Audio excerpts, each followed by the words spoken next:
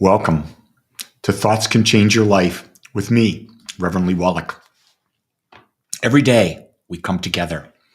Why? Life is changing every day. It's never the same.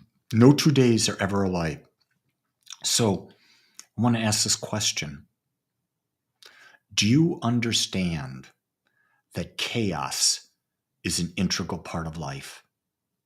That in order to have duality, in order to be able to experience life, there must be what we perceive as chaos. Chaos means that there's the yin and the yang always present. And how we focus determines where we stand on that level of chaos. The other thing that happens, though, is that chaos gives us the opportunity to stand in the midst of it as an observer. As an observer, being unattached. Knowing that, like the pendulum, it swings from one side and then it must come back. It'll hit balance and then it goes over. And if you start to realize this, think about your life. Think about things are going really, really great, right? Boom. They're great. And then all of a sudden, contrast happens and the pendulum swings back and all of a sudden it's in balance, good and bad, in our perception. And then all of a sudden it goes, oh, I'm having more bad than good. And then what happens? It swings back. That's the same thing that happens with health. I think health is a great example. One day you're as healthy as can be. You feel vibrant. Your body's looking good, feeling good, perfect weight, perfect everything. The next day you make a mistake in that you don't see a puddle of water on your garage floor and you fall down and you shatter your hip.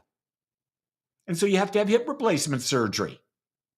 And so, man, that's going from one side to the other really fast. And then it's a slower process of coming back to balance. I know that because that happened to me. But it doesn't just happen with health. It happens with money. It happens in relationships. It happens in your spiritual connection. It happens in your jobs. If you really look at your life, look at your career that you have or had, wherever you are in your life, look at the career that you've had and realize sometimes you're flying high and other times you're flying low. Without contrast, realize there's no experience. And the universe, whether we realize it or not, the universe is always in balance. What's not in balance is our perception of it. In the Hindu tradition, there's Shiva, the aspect of God that is known as the destroyer.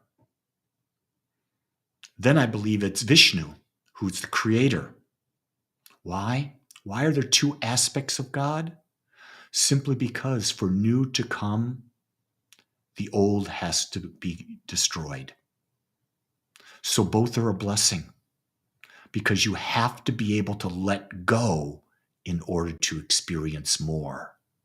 And in the midst of chaos, those who suffer the most are those who are trying to hold on to a perception, an idea, a state that can't be held on to because change will happen. Rest assured, change will happen in any area of your life. Imagine it.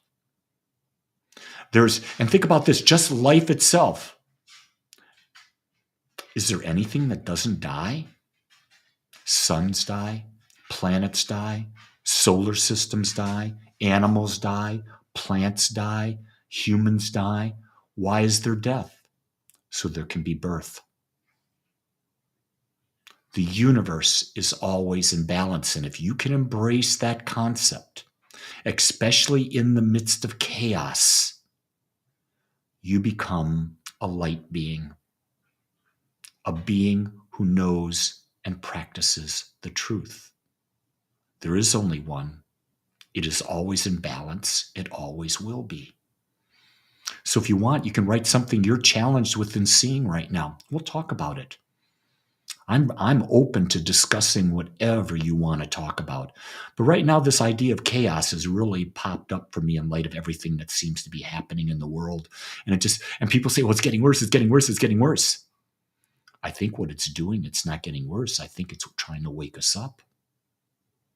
It's trying to wake us up to not be so polarized on one side or the other. It's trying to wake us up to come out of fear. Yeah, how many of you are out there are living in fear right now? How do you feel about that? Are fears even real? But the more you focus, the more you fear, guess what you attract more of? More to fear. Because fear is nothing but a perspective. Well, Lee, what if I die? What if I die? Well, what if you do die? See, I have a belief about death is just a transition into the next realm, whatever that realm is. I believe that the aspect of Lee that is a soul lives forever. And if I believe that, if I really believe that, then what do I have to fear? Other than my human attachment. That's the only thing I have to fear. Someone will say to me, what if your wife were to pass or leave you or whatever? Well, I would go through the natural human process of grieving.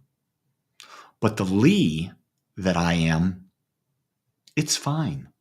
It's only my human ego, my human emotions, my attachments that would cause me pain until I get over it. You see, the idea of grieving is to realize there is as much good as bad that comes out of a situation. The idea of forgiveness is the idea that your life is always in balance. So when something happens to you and you feel that you need to be forgiven or someone else needs to be forgiven, it's because you're not seeing that there's two sides of the situation. When you can see both sides, the process of forgiveness has been complete. Heidi says, fear of failing my granddaughters. How can you fail your granddaughters when they're infinite expressions of God? That they have everything they need. They were given everything they need. It's only your perception, Heidi, that they need you forever and ever to do everything. See, they're not here to be coddled. They're not here to be taken care of. They're here to be accepted and loved by you. And through your example, empowered to go within and understand and know that the creativeness of their lives rests within them.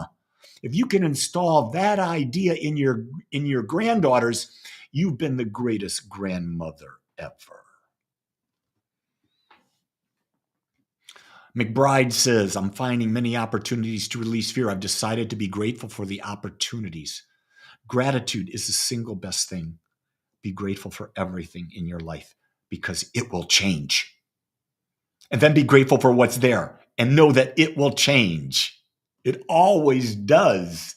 Anyone got any proof that it doesn't change? Tell me something that doesn't change. I can't think of anything other than there's always change. That's the only thing that doesn't seem to change is that there's change. And yet we fight it. We fight it like crazy. I'm going to tell you this. You will never beat change. But if you move with change, you can live in harmony with life because life is change. That's the best I've got today. I'm grateful that you tuned in. Know that you can get this and everything else I do in podcasts. I've got 2 podcast channels, in case you're not aware. I have a weekly channel where I put my weekly videos on. Once a week, I do a video. That's called Agape Spiritual Center podcast. And the other one is Thoughts That Can Change Your Life. That's these dailies. So if you haven't signed up for those 2 podcasts, I invite you to do so. Hey, this week I'm doing the Values workshop on Saturday. If you're interested in really discovering who you are, do the Values. Go to agapespiritualcenter.com for more. Everyone, let me just tell you this. You're perfect, just like you are. And I see it, I know it, and I claim it for you, simply because I love you. Have a great day, everyone. Aloha.